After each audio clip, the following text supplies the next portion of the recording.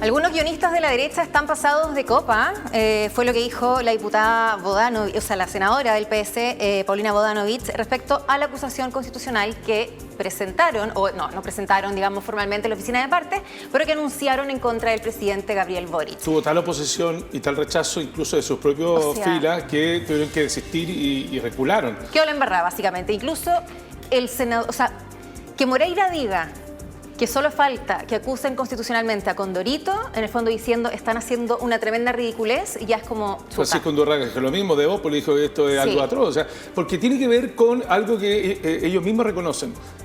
¿Cómo van a actuar de la manera que tanto criticaron en la época del gobierno de Piñera, que se le atacó constantemente al ministro y al propio presidente con las acusaciones constitucionales? Y ellos criticaron eso. Entonces, ¿por qué están usando la misma herramienta que ellos encontraban que era una atrocidad? Y, por otro lado, porque son elementos que a la luz pública se notan que son más distractores, son más bien cortinas de humo, que soluciones de fondo, porque esto no va a mejorar la seguridad del país. Todo lo contrario, genera una sensación de disputa interna y de canalizar la energía de una manera inadecuada. O sea, no al punto donde hay que resolver el asunto, sino más bien en una cosa interna que desgasta y que no da una buena señal. Parte con la acusación por parte de Republicano, y que lo habíamos comentado, en contra de la ministra Toá, primero con un ultimátum al presidente de que la sacara, que sacara en el fondo todo el equipo de Interior, y que si no la acusaban. Pero luego escala al presidente. Pero claro, estamos hablando de ciertos parlamentarios de Renovación Nacional que se marcaron con los tarros. O sea, no lo consultaron con Evópoli, con la UDI, pero incluso el propio senador Rodrigo Galilea, presidente de Renovación Nacional, tuvo que ir, cual profesor, a poner orden en esa sala y a decir que no se iba a presentar, que no era el momento, que si bien no era un buen gobierno, iban a dar prioridad al diálogo y que se iban a sentar a conversar. Y el diputado Benavente dice, recalca, es un gobierno mediocre y poco comprometido con la seguridad, pero debe terminar su periodo. Que es lo que se criticaba también el gobierno del presidente Sebastián Piñera. Claro, y lo que promete y se da cuenta, porque lo que pasa es que algunos sostienen, algunos analistas y otros que sostienen, que el Fondo Renovación Nacional urgentemente, a partir de lo que ocurrió en el último tiempo, necesita llamar la atención con algo que lo acerque un poco a la posición de los republicanos, que son más atrevidos, más jugados, más radicales.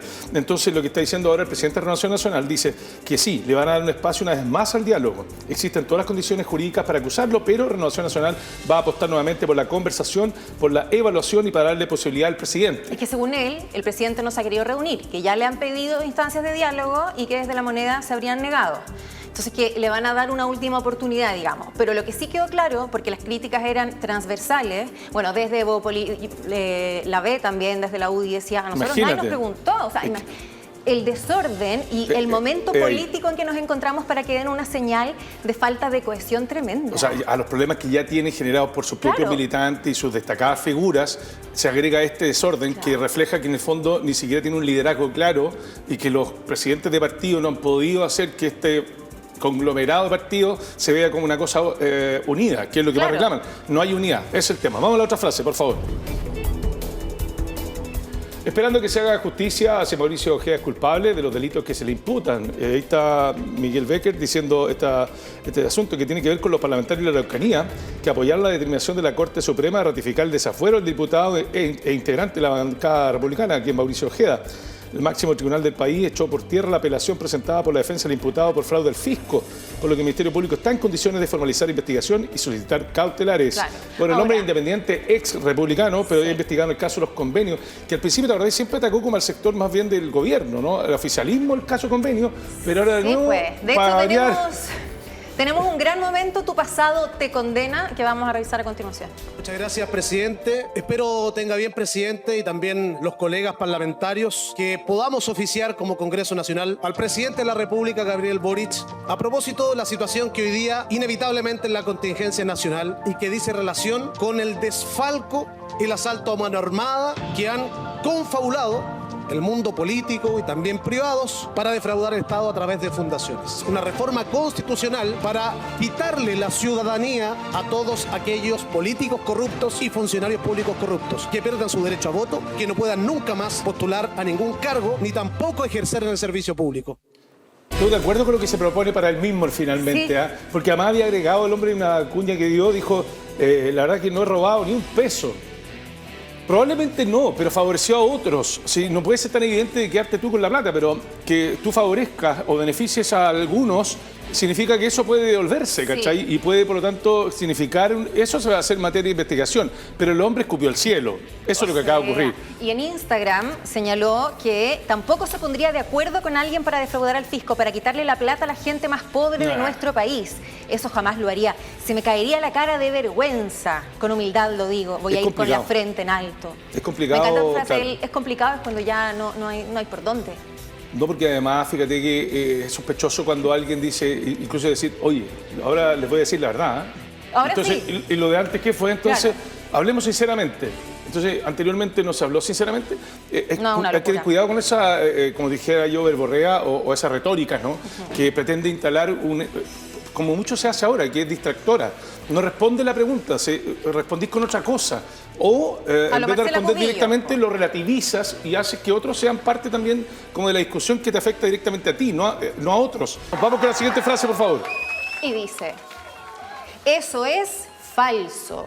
Felipe Ward, el exministro de Vivienda, que ayer tuvo que declarar por esta intervención que se había hecho con Hermosilla, todo esto dentro del caso Audios a favor de Parque Capital en Lampa para la construcción de este proyecto, y que es de los hermanos Jalaf. Claro, el grupo Patio, los dueños anteriores. Claro, entonces además, bueno, él dice que esto es falso. Dice no, pero es interesante, porque lo que pasa es que hay un certificado emitido por la Secretaría Regional Ministerial, del Ceremi, Ministerio de Vivienda y Urbanismo, que es un traspaso no menor, son 3 lotes de 10.000 millones de pesos, de 1.372 millones de pesos, y esto salió a la luz porque hay conversaciones grabadas, y ahí está el tema, de Hermosilla y Jalaf, que en junio del 2020 celebraban el nombramiento de Felipe Ward ahí en pantalla, que era ministro de Vivienda, fue mencionado ahí, fue instalado como ministro de Vivienda.